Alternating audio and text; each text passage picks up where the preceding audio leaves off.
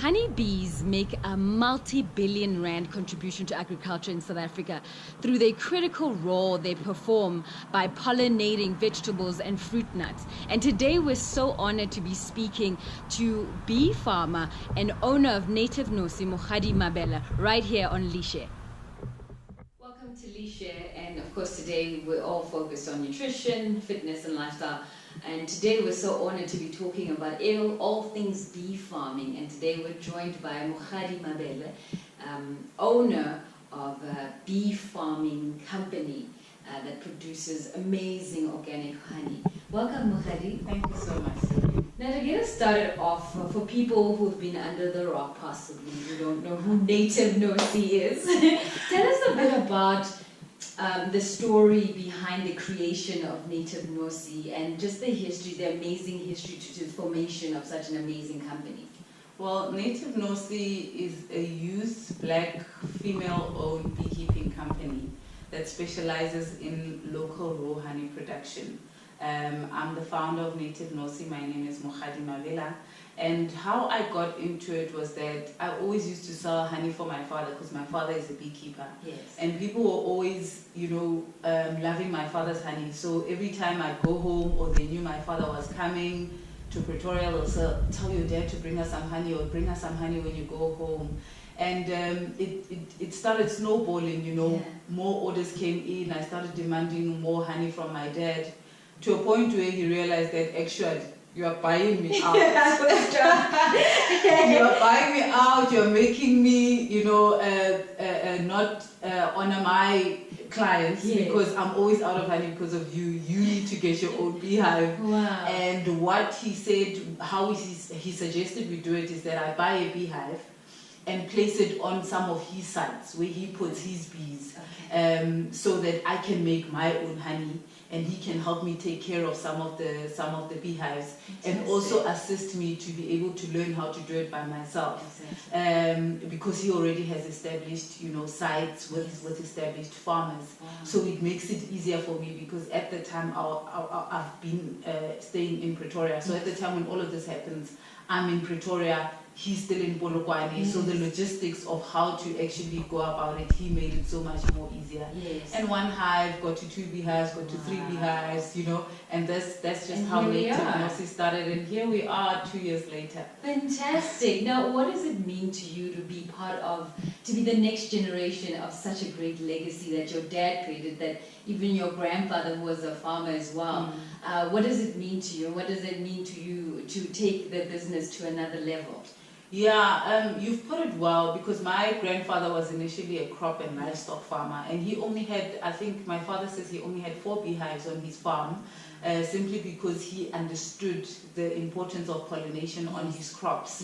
Yes. So he had 4 beehives, which were essentially for helping with the pollination of his crop farming. Yes. And my father was particularly drawn to the beekeeping instead of the crop and livestock Yes. farming. And that's how he started. And obviously during the time that he started, South Africa was in a different era. He didn't have, the opportunities to expand as much as he would have liked to. So he was a subsistent farmer, just enough to keep the household afloat, to take us to school, to pay the lights, So that's as far as his beekeeping has gone.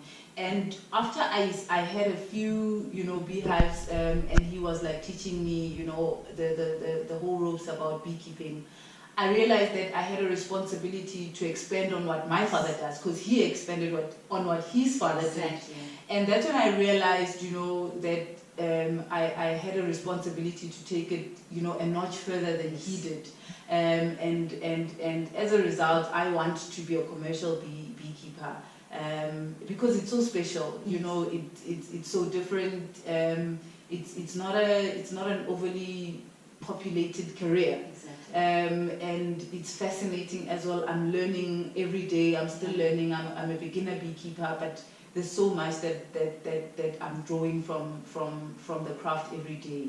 So I want to take it up a notch. I want to ensure that I really expand on the foundation that has been laid. So hopefully one day my children can be exporting to who knows where. There you go. The world. Yeah. Now, what do you think sparked your interest? I mean, like you were speaking about your grandfather and how your father decided that he wanted to be a bee farmer rather. Mm-hmm. What sparked it for you, and what made you think, this is something I can build on? Yeah.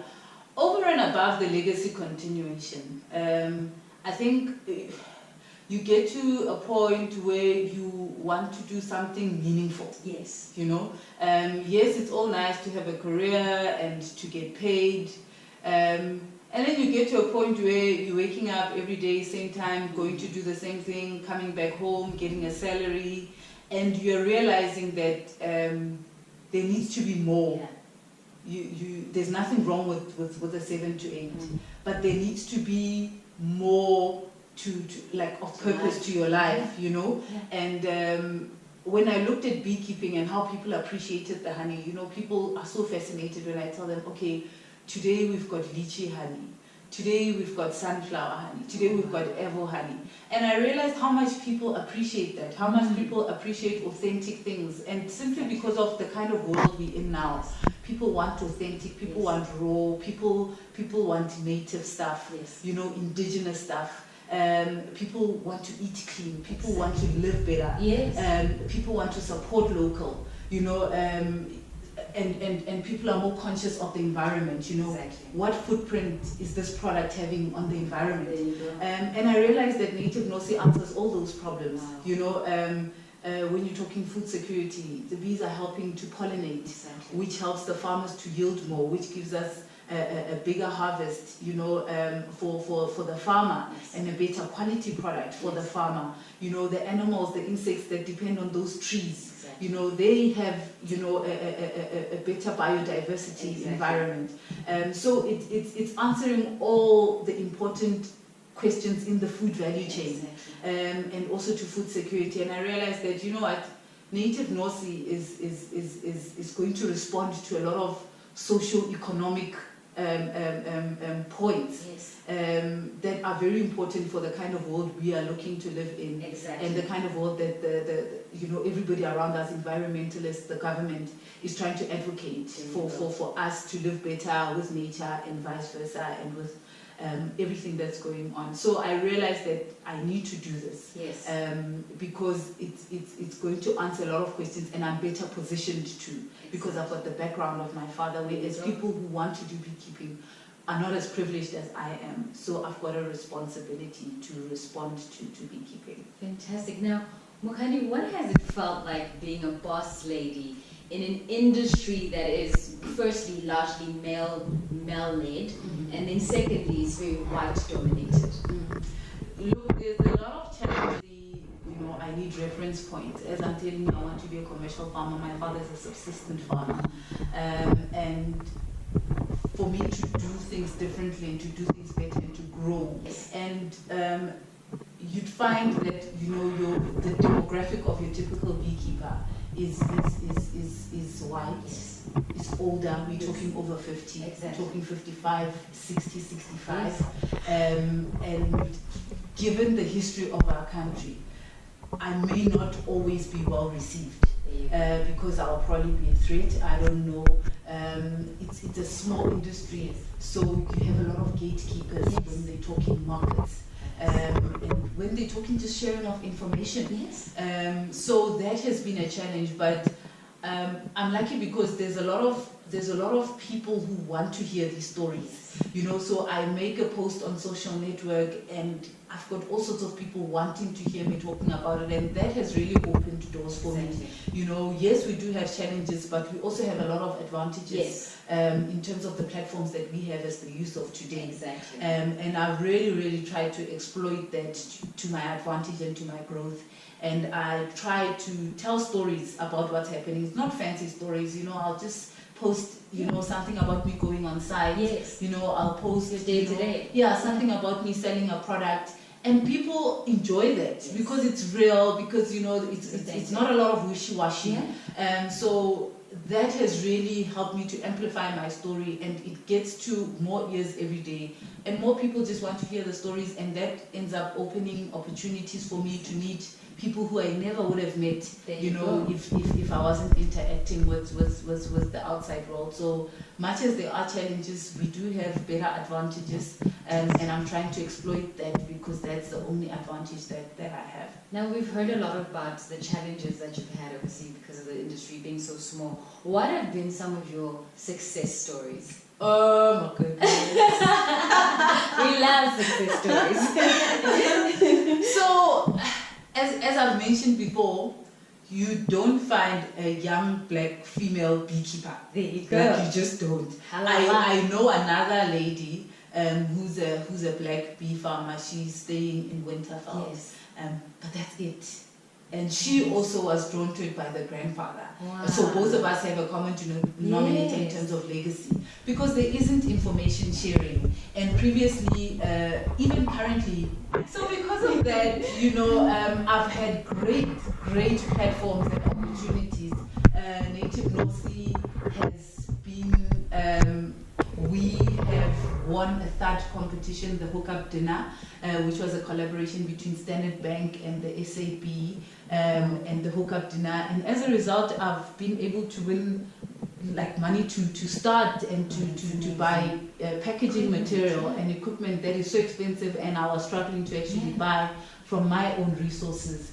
And the biggest highlight is that we were chosen by Investec as one of the 15 top agricultural entrepreneurs in the country for a learning exchange program to go to Israel, and just to, you know, feed on the wealth of knowledge in agriculture and how they're making it work in the most amazing conditions, because they are in a desert, yet they are thriving. They're exporting a lot of their produce to first world countries. So that was an amazing platform.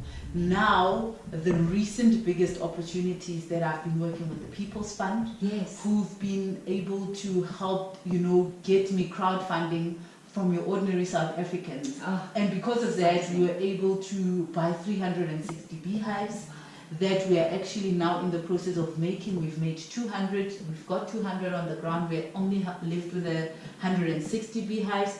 And then we're going to be expanding with that to increase our production and probably, you know, create more jobs and help Native Nosi grow. So those are some of the highlights. You know, we've been on many interview platforms that I didn't think, you know, we'd ever be on, simply because I chose a different career path. So those have been some of the best highlights for me. And it's not all, but they're just some of the biggest. Yes. Yeah. Now, what is the process that goes into honey making? I mean, you showed us a bit of what goes on in your work environment. What is the process, and what do you think sets Native Nosi apart from all the other honey making companies out there? Okay, so I'm going to talk to the latter part of your question. Native Nosi, I'll start with the name. Native, we're looking for something that would represent South Africa, that would represent authenticity, that would represent something local, something indigenous. And that's what native encompasses. And Nosi is a South African Sotho word for honeybee. And we fused those two words together. And what it basically means is that we are looking for a South African product. You know, simply because we are importing more honey than we are actually making in South Africa. And that leaves us with about a 60% opportunity to actually infiltrate the market with our own honey. Because why are we importing honey when we're living in South Africa? We have the best conditions for beekeeping, and yet we are buying honey from other countries when we could be making our own. So that's our niche. You know, we have decided that more than ever, we will be looking at an African product. You know, South Africa, it's now because we are still small and we want to grow. But the long-term plan for Native Nosi is to infiltrate into Africa. You know, have bases in Zimbabwe, have bases in Zambia, so that we can have an African product that is local and that is indigenous to our own continent, that we can consume ourselves. So that is where Native Nosi is finding its niche. You know, in having an authentic organic product that can be enjoyed by the residents of our country and our continent. So that's where we are finding our niche as a beekeeping black youth, female-owned company. Amandla. Aware. What is producing an organic product? What do people? I know you were talking earlier about how people are now talking about wellness, knowing where their food comes from, all that. What are some of the health benefits in using a raw product like your honey? Okay, so first of all, organic. In South Africa, we are finding it difficult to get organic certification, simply because we are developing so rapidly. Okay. So it takes, these days the organic certification requirements require your beehive to be in a site of 12-kilometer radius where there's no development around it and where there's no commercial farming around it. Wow. Because the bee is going to travel a radius of 5 to 8 kilometers from the beehive. So within an 8-kilometer radius, it's possible that even if your farm is doing organic beekeeping, it's not using, pesticides, harmful pesticides and stuff, you'd find that your neighbor is using harmful pesticides, or you find that there's a street, there's a road crossing, and then all the gas and fumes from the car, they make it difficult for you to certify, because they're going to say, well, that car's passing by. How are you going to say it's organic if there's fuel in the air of where your bees are feeding? So within those constraints, we try our level best to look at the practices of our beekeepers and the surrounding of our farmers and the surrounding farms from where we put our beehives. Yes. We have had to retract a lot of our relationships with our citrus farmers, because some of them were pumping so much pesticides into the oranges that even if our bees survived, the honey quality was compromised. And most of the times our bees were struggling to survive, because they feed on that nectar, and it's full of all these harmful pesticides that ends up compromising the lives of our bees. So we try to make it as raw as possible and as good for our farmers, our consumers as possible, because we are trying to retain our clients. Yes. Our clientele prides itself in the kind of product, the kind of quality product that we produce, and we are trying to stay true to that, because not only is it good for our clients, it's also what makes our honey so special. And how we actually go about it, the process that you previously asked, is that we will then place a beehive in a specific location. How we normally attract beehives is that we put them on sunflower farms, because there's a lot of activity of bees there, and a lot of swarms will swarm towards the sunflower plantations, and as a result, you have a lot of swarms without homes. That's where we put the beehive, and then they find a home closer to their food source. Fantastic. Which is the sunflower. Yes. Once we have secured the swarm, we place it on a farm that has enough food. Yes. Enough food could be indigenous vegetation, so meaning acacia trees and anything that grows in the wild. Yes. Pretty much. That could be a good food source, or it can be on a crop farm that is producing a crop in season. Okay. So that can be blue gum, that can be sunflower, that can be lychee, that can be macadamia, that can be avo. Yes. It can be a whole range of crops that are in season, that need pollination on, or that have a lot of nectar. Fantastic. That bees can feed on. And we chase seasons like that all year round, so that our bees don't run out of food. Hence, we are able to tell you that this is the kind of honey you're getting. You're getting wild flora that is likely comprised of acacia. You are getting wild flora that is mainly comprised of blue gum. Wow. Because they're in the vicinity of that kind of crop or that kind of vegetation. Yes. And through that cycle, we are then able to produce a good product, a raw product, a natural product, and whose origin we can be able to account for. Fantastic. That is just full of such goodness. Now, Mokgadi, for people wanting to find out more about Native Nosi, how to get your product, what's next, where do they go? So we currently don't have a shop. We've got a few sellers that are selling some of our honey. We've got the Benoni Healthcare Center store that's selling our honey. We've got Selina's Farm Fresh in Parkhurst that's selling our honey. We've got Pure Living Cafe in Colbane, Pretoria near Hatfield that's selling our honey. We also have Pure Living. Yes. That is a health center in Brooklyn. Wow. On Linwood Road. Yeah. That is selling our honey. Over and above that, you can go to our online store. We've got an online store where we've got a range of products. You go on there and you choose what you would like.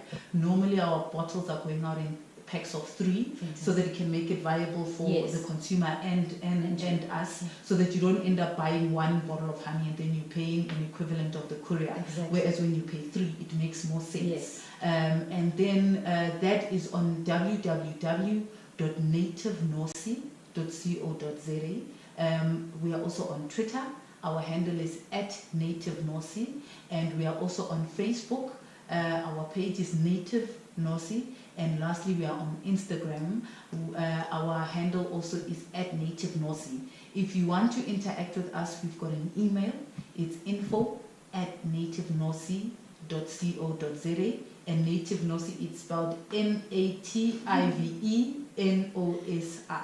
There you have it, guys. Mokgadi, thank you so much for joining us on Lishe. And of course, you'll be able to catch the interview on www.lishe.co.za. Yes.